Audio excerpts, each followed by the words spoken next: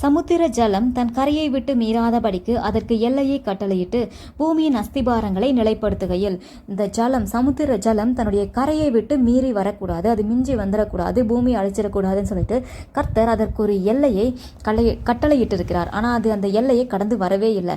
மனிதர்களாகிய நமக்கும் ஒரு சில எல்லை இருக்குது. இன்னொருத்தவங்க கூட நம்ம எந்த லிமிட்டில் பேசணும், எந்த லிமிட்டில் நடந்துக்கணும், அவங்கக்கிட்ட எப்படி பிஹேவ் பண்ணணும் இருக்கு. ஆனால் ஒரு சில மனிதர்களுக்கு தன்னுடைய லிமிட்டே தெரியாது.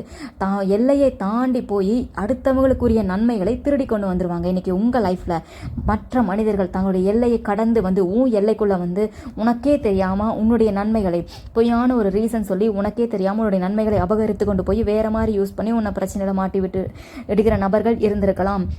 உங்களுடைய மூதாதையர்களுடைய ப்ராப்பர்ட்டிஸ், அது லேண்டாக இருக்கலாம், வீடாக இருக்கலாம், ஏதோ ஒன்று அவங்க அபகரித்து கொண்டு போயிருக்கலாம். அது அவங்க லிமிட்லேயே வராது, அது அவனுக்கு சொந்தமே இல்லை, உங்களுக்கு சொந்தமானது.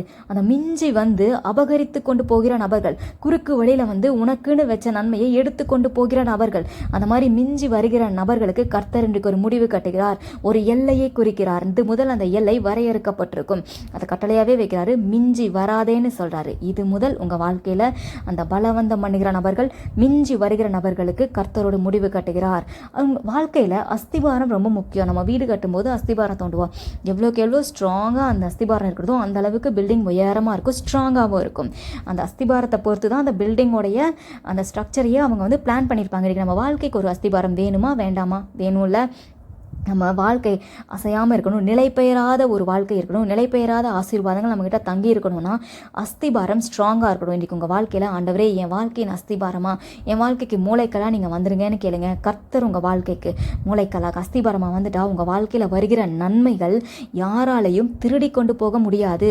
அவர் அஸ்திபாரமாக இருந்தால் அவர் கரங்களில் நீங்கள் பாதுகாப்பாக இருப்பீங்க. அப்படி அவர் வந்துட்டார்னா உங்கள் வாழ்க்கையில் இந்த மாதிரி மிஞ்சி வருகிற நபர்களால் வருகிற சங்கடங்கள் உங்கள் வாழ்க்கையில் வராது.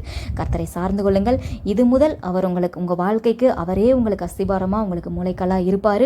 இனி உங்கள் வாழ்க்கையில் இந்த மாதிரி மிஞ்சி வருகிற நபர்களால் வருகிற சங்கடங்கள் வராது, இந்த திருட்டுகள் வராது, கொள்ளையிடுதல் வராது, அவங்க வருகிற பலவந்தம் பண்ணுகிற காரியங்கள் வராது. உங்களுடைய நன்மைகள் உங்களுக்கே சொந்தமாக, உங்களுடைய எல்லைகள் முடிய நீங்கள் சுதந்திரிப்பீங்க. உங்களுக்கு வருகிற ஆசீர்வாதங்கள் உங்களுக்கு நிலை பெற்று இருக்கும். நிலை பெயராத ஆசீர்வாதங்களை கர்த்தர் உங்களுக்கு தருவார். அது உங்களுக்கு நிலைச்சு நிற்கும். உங்களுடையது உங்களுக்காகவே வைக்கப்பட்டிருக்கும். கர்த்தர் அதை உங்களுக்கே தருவார்.